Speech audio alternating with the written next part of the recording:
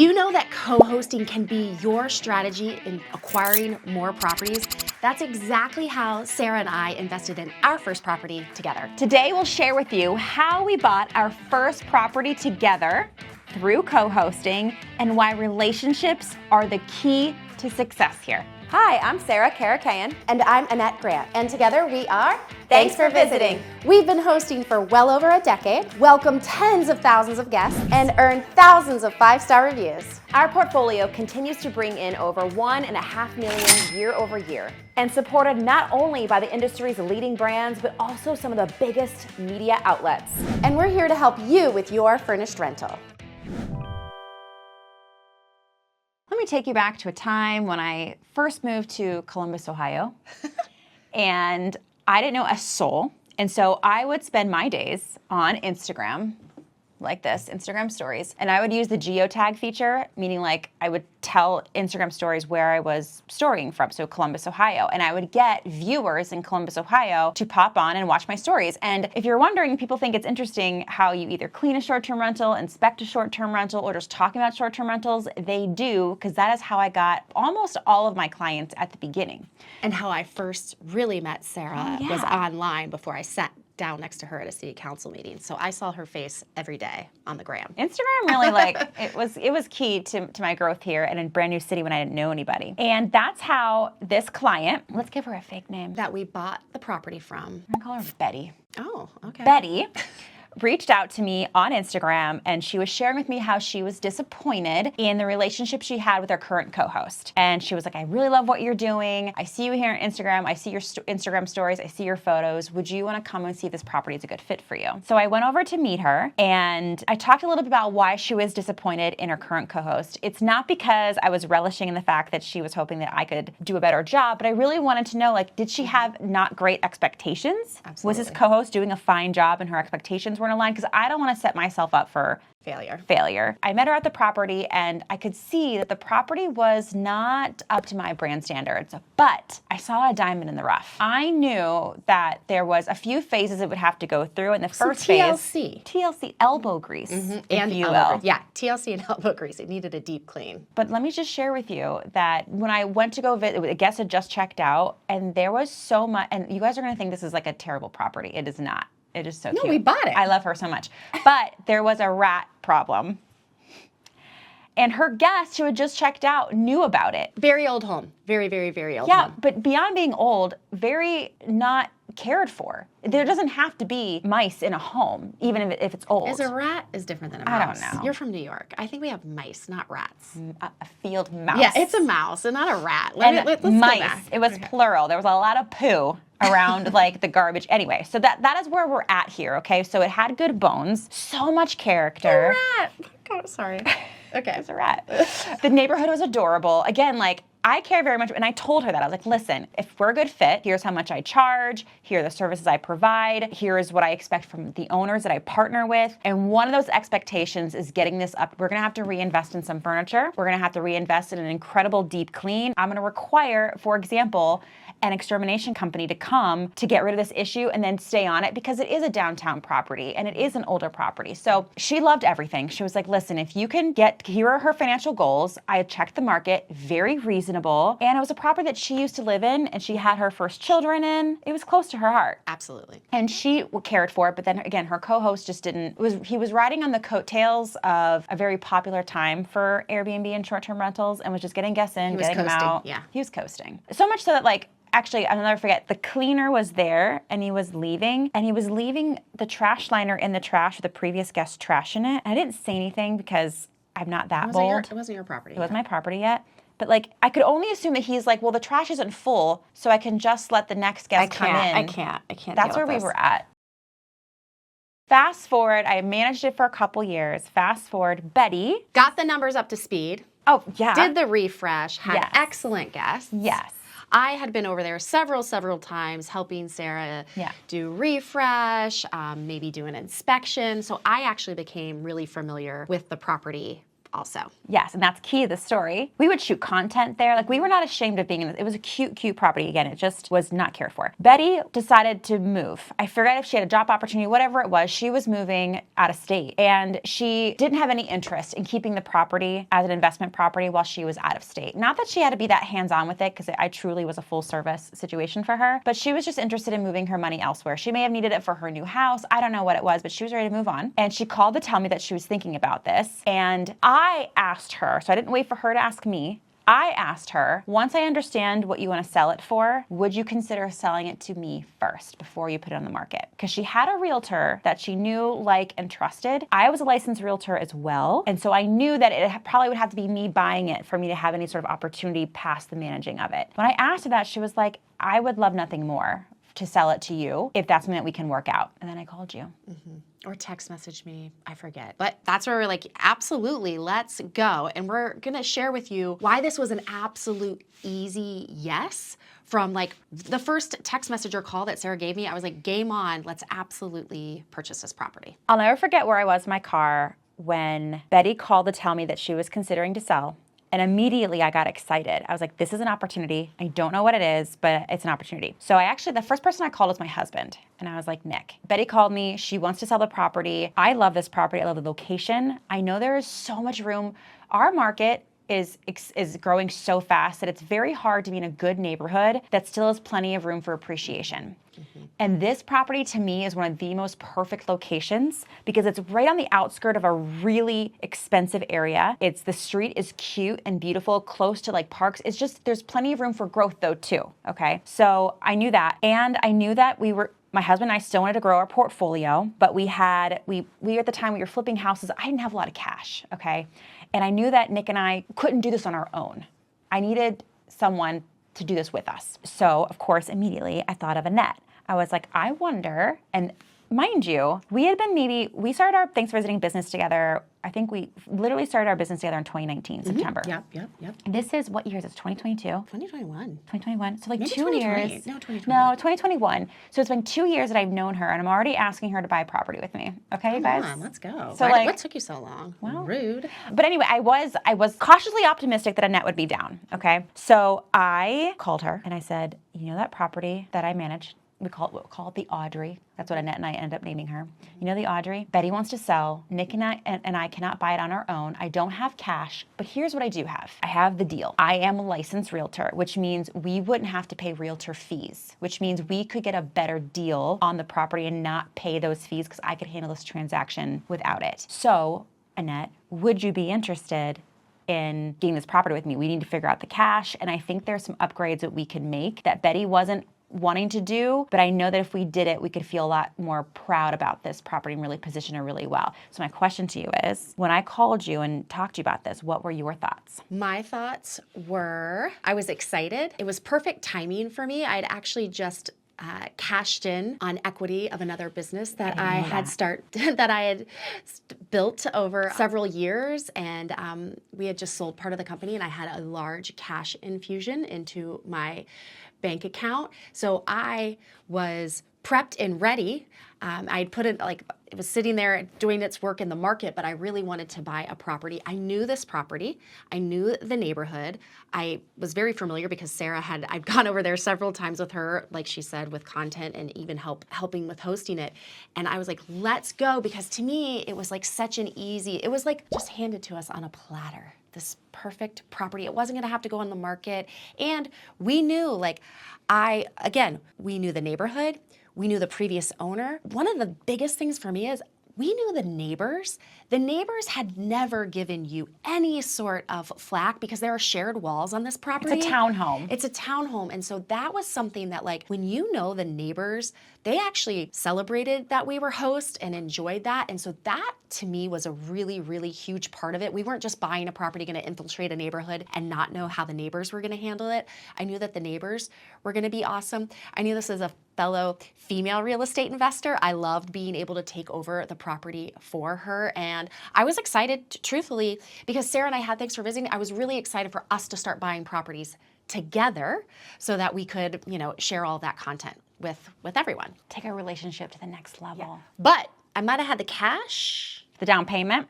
yeah, I had the cash. Because it's an investment property. So, And the issue, though, is I was now an entrepreneur and had been an entrepreneur for a few years building a business. And the banks didn't necessarily like that I didn't have a W-2. yeah, I didn't either. So therein lies a huge issue. It was on a platter, but the banks weren't going to give us the money, even though we had 20% down payment, even though we were going to be able to crush it with the property and it was going to be, income producing. So then I had to call my beloved sister, who has had the same job for 20 plus years and wanted to start investing in real estate outside of her primary residence. And so then Sarah and I had to go on that sales pitch, but made that happen too. And I think we can get into that sales pitch a little bit now of it's really hard because it's a conversation Annette and I had a lot, I think before you even called your sister. What kind of value do we put on someone having a W-2? Because at first we weren't going to ask her sister to put any money in because Annette was going to be the money and then I was going to be the realtor and the connection. And I was going to manage it as part of the value that I was bringing to the property. We wouldn't have to pay any management fees, that I would just cover that. So the value on that, well, we couldn't have gotten it done without her. Like we probably would, we either needed more cash to pay for the whole property in cash or someone who could help us get some conventional financing. And so we had to figure out what that value was. And at the end of the day, we just decided that value was 1/3 equity in the property.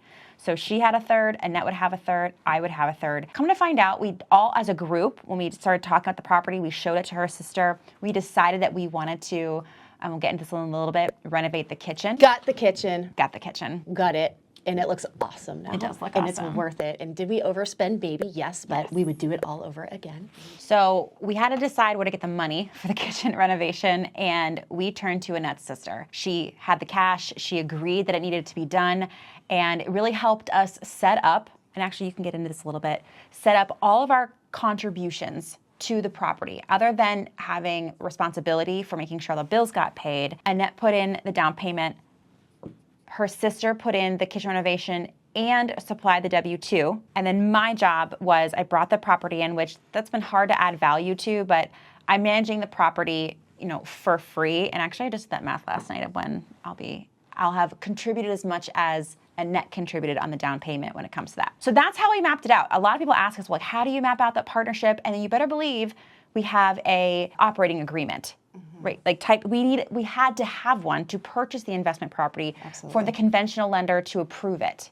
So we needed it anyways, but it's a great practice to have, and it outlines all of our responsibilities, all of the cash contributions we made to make the purchase happen. And it was just such a no-brainer opportunity for all three of us to work together, to own a property. And you know what I think is a really important thing to cap off this section of this video Do tell. is inside of our membership. And if you want to know more about joining us, our membership, we are coaches in there and we can help you take your business to the next level. But we often bring in guest educators, and we brought in a lender, Mark Cady. I'm going to say his name. We'll link to him too in the show notes because he's an incredible lender. He's so knowledgeable and he's a great teacher and he knows everything about lending, all the products. And if he's on the product for you, he'll get you someone who does.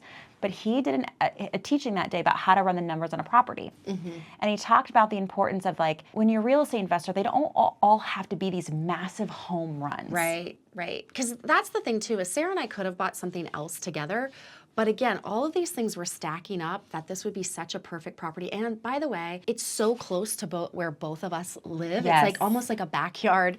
We can drive by it. I actually drove by it yesterday. It's such an easy, it's right by a Starbucks I love to go to. So that was important to us too. We could have taken this money and gone out of state and maybe got something that would cash flow more, but we would have had more money invested and we didn't have to do a grand slam right out of the gate. We were looking for our base hit. We were looking for a base and to see how we could work together. Yeah. That's another part of it is not only Sarah and I, we work together every day, but this was a different type of business, bringing in another partner, my sister, and really getting the reps in on, yes, absolutely a financial investment, but let's start small, get that base hit, and then we can keep going for the home runs, the grand slams. Fast forward, we are now, oh my goodness, almost at the end. We're in 2025, let's just say it. And so we still own the property. She continues to be wonderful for us. We host so many amazing guests. Our neighbors we have better relationships now. We just did even more renovations. We redid our fence, we redid our porch, and we linked arms with our neighbors because, like we said, it's a townhome. So our relationships with our neighbors have actually gotten stronger. Our relationships with our guests have gotten stronger with our cleaners. Everyone there, we would actually like to buy the whole building if ever possible. And we're still improving that space. We just invested in new beds. So it's something that we continue to invest in, continue to host, and love it still being a part of our portfolio. And we have continued to buy more things together, but this has been such a great, again, like we said in the beginning, this home run.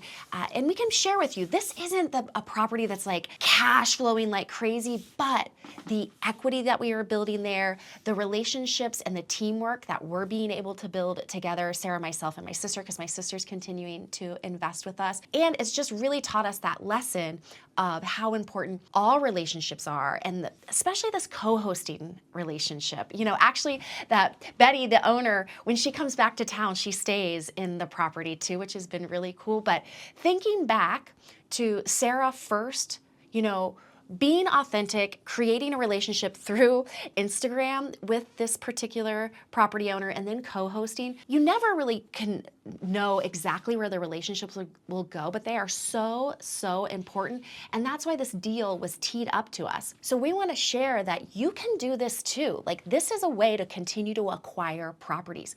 We now ask everybody that we co-host for, we want to have first right of refusal on the property. We let them know when we engage in the relationship out in the beginning now, that if they ever want to sell, we want to know first. We want to be the first person that they call. Now, we get to make the call. We had this opportunity this year. Yeah. We chose not to. The math did not math. Yep.